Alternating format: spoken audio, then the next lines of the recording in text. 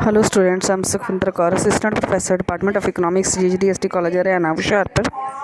ਅੱਜ ਦੇ ਇਸ ਲੈਕਚਰ ਦੇ ਵਿੱਚ ਅਸੀਂ causes of increase in public expenditure ਕਰਨ ਜਾ ਰਹੇ ਹਾਂ।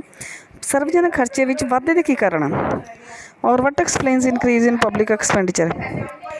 ਸਰਵਜਨਕ ਖਰਚ ਵਿੱਚ ਵਾਧੇ ਦੀ ਵਿਆਖਿਆ ਕੌਣ ਕਰਦਾ ਹੈ?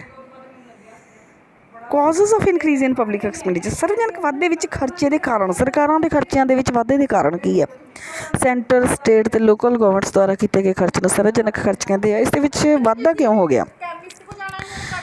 ਸੰਸਾਰ ਦੇ ਲਗਭਗ ਸਾਰੇ ਦੇਸ਼ਾਂ ਦੇ ਵਿੱਚ ਸਰਵਜਨਕ ਖਰਚਿਆਂ ਦੇ ਵਿੱਚ ਵਾਧਾ ਹੋਇਆ। ਅਮਰੀਕਾ ਦਾ ਸਰਵਜਨਕ ਖਰਚ 1914 ਦੇ ਵਿੱਚ ਰਾਸ਼ਟਰੀ ਆਮਦਨ ਦਾ 8% ਹੀ ਹੁੰਦਾ ਸੀ, ਜਿਹੜਾ ਹੁਣ 50% ਹੋ ਗਿਆ। ਅਤੇ 1938-39 ਦੇ ਵਿੱਚ ਇੰਡੀਆ ਦਾ ਜਿਹੜਾ ਸਰਵਜਨਕ ਖਰਚ ਸੀ ਉਹ ਰੁਪੀਜ਼ 185 ਕਰੋੜ ਦਾ ਸੀ। ਅਤੇ 2012-13 ਦੇ ਵਿੱਚ ਭਾਰਤ ਦੀਆਂ ਸੈਂਟਰ ਅਤੇ ਸਟੇਟ ਗਵਰਨਮੈਂਟਸ ਦਾ ਜਿਹੜਾ ਟੋਟਲ ਖਰਚ ਰਲਾ ਕੇ 31,17,262 ਕਰੋੜ ਹੋ ਗਿਆ। ਅਤੇ ਸਰਵਜਨਕ ਖਰਚੇ ਦੇ ਵਿੱਚ ਵਾਧੇ ਦੇ ਕਾਰਨ ਕੀ ਆ, ਇਹ ਆਪਾਂ ਡਿਟੇਲ ਦੇ ਵਿੱਚ ਐਕਸਪਲੇਨ ਕਰਨ ਜਾ ਰਹੇ ਹਾਂ। ਸਭ ਤੋਂ ਪਹਿਲਾ ਕਾਰਨ ਹੈਗਾ ਵੈਗਨਰਜ਼ ਲਾਅ। ਇਹਨੂੰ ਇਸ ਤਰ੍ਹਾਂ ਐਕਸਪਲੇਨ ਕੀਤਾ ਜਾਂਦਾ ਵੈਗਨਰਜ਼ ਲਾਅ ਦੇ ਨਾਲ। ਵੈਗਨਰਜ਼ ਲਾਅ ਅਤੇ ਦੂਸਰਾ ਵਾਈਜ਼ਮੈਨ ਪੀਕਾਕ ਲਾਅ ਹੈ, ਔਰ ਇਹ ਆਪਾਂ ਨੂੰ 2 ਨੰਬਰ ਦੇ ਵਿੱਚ ਵੀ ਆ ਜਾਂਦਾ। ਇਹ ਆਪਾਂ ਨੂੰ ਡਿਟੇਲ ਦੇ ਵਿੱਚ ਕਰਨਾ ਪਏਗਾ। ਵੈਗਨਰ ਲਾਅ ਕੀ ਹੈ? ਜਰਮਨ ਦਾ ਅਰਥ ਸ਼ਾਸਤਰੀ ਆ, ਇਕੋਨੋਮਿਸਟ ਆ ਵੈਗਨਰ। ਉਹਨੇ ਕਿਹਾ ਵਾਧੇ ਦੇ ਕਾਰਨ, ਸਰਕਾਰਾਂ ਦੇ ਖਰਚਿਆਂ ਦੇ ਵਾਧੇ ਦੇ ਕਾਰਨ ਇੱਕ ਇੰਟੈਂਸਿਵ ਆ ਅਤੇ ਇੱਕ ਐਕਸਟੈਂਸਿਵ ਆ।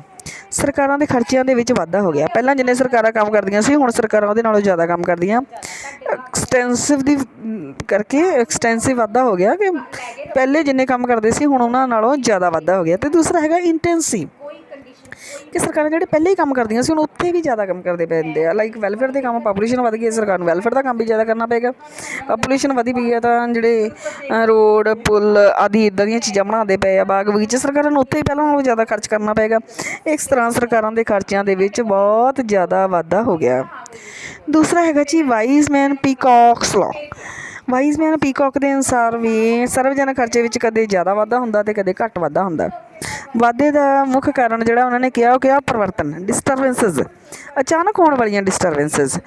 ਕਈ ਵਾਰ ਸਰਕਾਰ ਦਾ ਖਰਚਾ ਟੈਕਸ ਦੀ ਪ੍ਰਾਪਤ ਆਮਦਨ ਤੋਂ ਜ਼ਿਆਦਾ ਹੋ ਜਾਂਦਾ ਅਤੇ ਇਸ ਤਰ੍ਹਾਂ ਖਰਚਾ ਜਿਹੜਾ ਆਪਣੇ ਪੱਧਰ 'ਤੇ ਉਹ ਪਾਸੇ ਹਟ ਜਾਂਦਾ।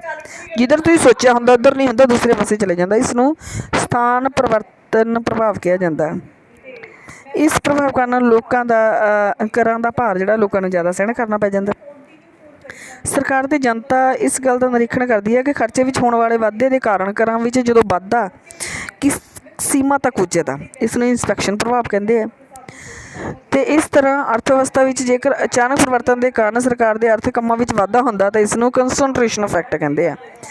ਦੇਖੋ, ਜਦੋਂ ਕਿਸੇ ਅਚਾਨਕ ਡਿਸਟਰਬੈਂਸ ਦੇ ਕਾਰਨ ਸਰਕਾਰ ਦਾ ਖਰਚਾ ਚੇਂਜ ਹੋ ਜਾਂਦਾ, ਆਪਣੇ ਜਿੱਧਰ ਦਿਸ਼ਾ ਦੇ ਵਿੱਚ ਕੀਤਾ ਜਾਂਦਾ, ਉਹਨੂੰ ਸਥਾਨ ਪਰਿਵਰਤਨ, ਡਿਸਪਲੇਸਮੈਂਟ ਇਫੈਕਟ ਕਹਿੰਦੇ ਆ। ਸਰਕਾਰ ਦਾ ਖਰਚਾ ਜ਼ਿਆਦਾ ਹੋਏਗਾ ਤਾਂ ਟੈਕਸ ਜ਼ਿਆਦਾ ਲਗਾਏ ਜਾਣਗੇ। ਉਹ ਟੈਕਸ ਕਿਸ ਮਾਤਰਾ ਤੱਕ ਲਗਾਏ ਜਾਣ, ਇਸ ਨੂੰ ਇੰਸਪੈਕਸ਼ਨ ਇਫੈਕਟ ਕਹਿੰਦੇ ਆ। ਅਤੇ ਉਸ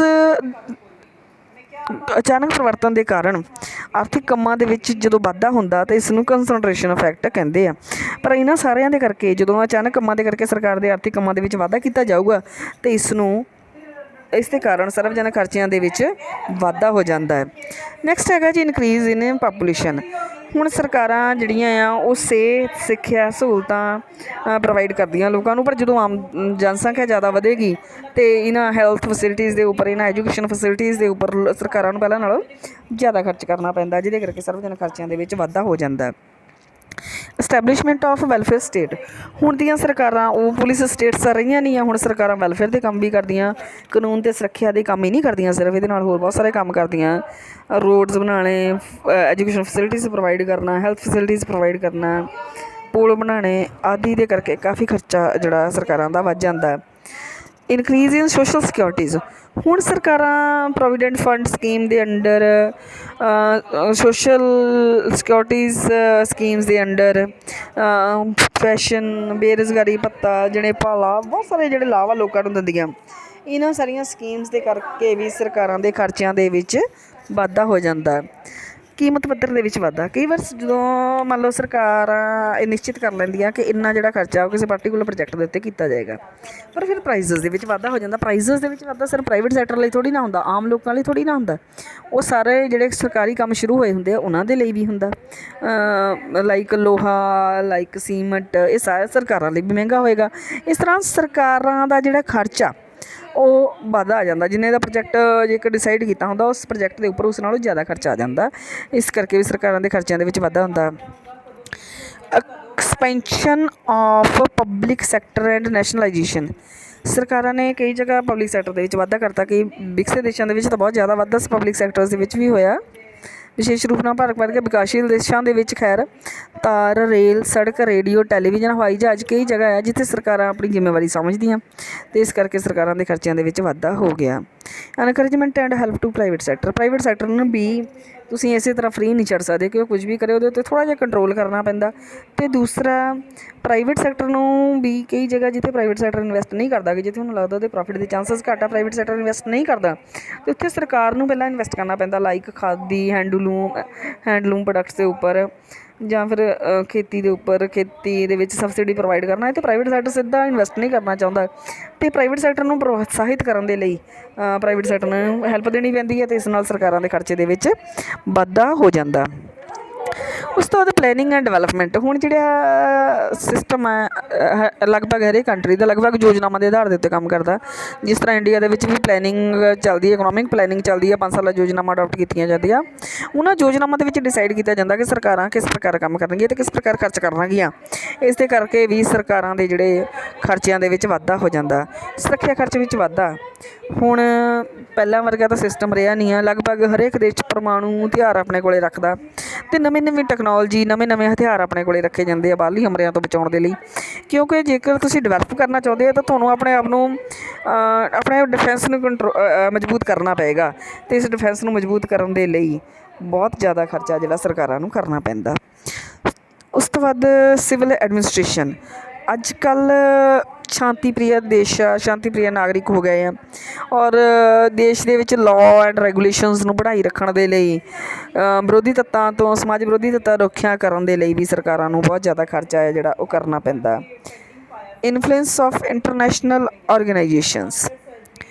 ਅੰਤਰਰਾਸ਼ਟਰੀ ਸੰਗਠਨ ਜਿਵੇਂ ਵਰਲਡ ਹੈਲਥ ਔਰਗਨਾਈਜੇਸ਼ਨ, ਵਿਸ਼ਵ ਸਿਹਤ ਸੰਗਠਨ, ਸੰਯੁਕਤ ਰਾਸ਼ਟਰ ਸੰਗਠਨ UNO, United Nation Organisation, International Labour Organisation, ਅੰਤਰਰਾਸ਼ਟਰੀਕ੍ਰਿਤ ਸੰਗਠਨ, ਇਹਨਾਂ ਦੇ ਕਰਕੇ ਵੀ, ਇਹਨਾਂ ਦੇ ਪ੍ਰਭਾਵ ਅਧੀਨ, ਇਹਨਾਂ ਦੇ ਰੂਲਸ ਨੂੰ ਫੋਲੋ ਕਰਦੇ ਹੋਏ, ਇਹਨਾਂ ਦੀਆਂ ਰੈਗੂਲੇਸ਼ਨਸ ਨੂੰ ਫੋਲੋ ਕਰਦੇ ਹੋਏ ਸਰਕਾਰਾਂ ਨੂੰ ਆਪਣਾ ਬਹੁਤ ਜ਼ਿਆਦਾ ਜਿਹੜਾ ਖਰਚਾ ਆ ਉਹ ਵਧਾਉਣਾ ਪੈ ਗਿਆ। ਹਰੇਕ ਦੇਸ਼ ਦੇ ਵਿੱਚ ਆਪਣੀ ਅੰਬੈਸੀ ਬਣਾਉਣੀ ਪਈ ਹੈ, ਔਰ ਉਹਦੇ ਕਰਕੇ ਸਰਕਾਰਾਂ ਦੇ ਖਰਚਿਆਂ ਦੇ ਵਿੱਚ ਵਾਧਾ ਹੋਇਆ। Establishment of democracy. ਹੁਣ ਡੈਮੋਕ੍ਰੇਸੀ ਆ ਗਈ ਹੈ। ਸੰਸਦ ਭਵਨ, ਰਾਜ ਸਭਾ, ਲੋਕ ਸਭਾ, ਵਿਧਾਨ ਸਭਾਵਾਂ, ਮੰਤਰੀ ਮੰਡਲ, ਇਹਨਾਂ ਸਾਰਿਆਂ ਦੇ ਉੱਤੇ ਬਹੁਤ ਜ਼ਿਆਦਾ ਖਰਚਾ ਸਰਕਾਰਾਂ ਨੂੰ ਕਰਨਾ ਪੈਂਦਾ। ਆਰਗੇਨਾਈਜੇਸ਼ਨ, ਜਿੰਨੀ ਜ਼ਿਆਦਾ ਸ਼ਹਿਰੀਕਰਨ ਹੋਏਗਾ ਉਨੀ ਬਿਜਲੀ ਦੀ ਪੂਰਤੀ, ਜਲ ਦੀ ਪੂਰਤੀ, ਹਸਪਤਾਲਾਂ ਦਾ ਨਿਰਮਾਣ, ਸੜਕਾਂ ਦਾ ਨਿਰਮਾਣ, ਆਵਾਜਾਈ ਦੇ ਸਾਧਨਾਂ ਦਾ ਵਿਕਾਸ ਆਦਿ ਦੇ ਕਰਕੇ ਵੀ ਸਰਕਾਰਾਂ ਦੇ ਖਰਚਿਆਂ ਦੇ ਵਿੱਚ ਬਹੁਤ ਜ਼ਿਆਦਾ ਵਾਧਾ ਹੋਇਆ। ਰੂਰਲ ਡਿਵੈਲਪਮੈਂਟ ਯੋਜਨਾਵਾਂ, ਸਕੀਮਜ਼।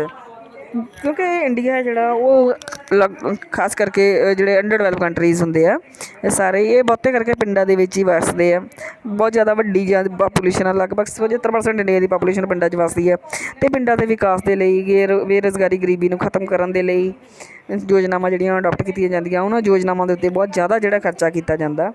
ਇਹ ਸਾਰੇ ਕਾਰਨ ਜਿਹੜੇ ਆਪਾਂ ਉੱਪਰ ਡਿਸਕਸ ਕੀਤੇ ਆ, ਇਹ ਕਾਰਨ ਆ ਮੁੱਖ ਤੌਰ 'ਤੇ।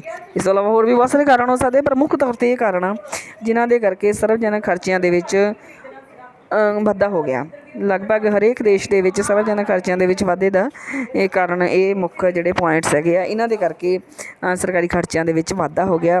ਹੁਣ ਇੰਡੀਆ ਦੇ ਵਿੱਚ ਸਰਕਾਰੀ ਖਰਚਿਆਂ ਦੇ ਵਿੱਚ ਵਾਧੇ ਦੇ ਕਿਹੜੇ ਕਾਰਨ ਆ, ਉਹ ਆਪਾਂ ਅਗਲੇ ਲੈਕਚਰ 'ਚ ਕਰਾਂਗੇ। ਇਹ ਸਰਵਜਨਕ ਖਰਚਿਆਂ ਦੇ ਵਿੱਚ ਵਾਧੇ ਦੇ ਕਾਰਨ ਓਵਰਆਲ ਆ, ਪੂਰੇ ਵਰਲਡ ਦੇ ਪੁਆਇੰਟ ਆਫ ਵਿਊ ਤੋਂ ਆਪਾਂ ਦੱਸੇ ਆ। ਇੰਡੀਆ ਦੇ ਵਿੱਚ ਸਰਵਜਨਕ ਖਰਚਿਆਂ ਦੇ ਵਿੱਚ ਵਾਧੇ ਦੇ ਕਾਰਨ ਅਸੀਂ ਨੈਕਸਟ ਲੈਕਚਰ ਦੇ ਵਿੱਚ ਕਰਾਂਗੇ। Thank you so much.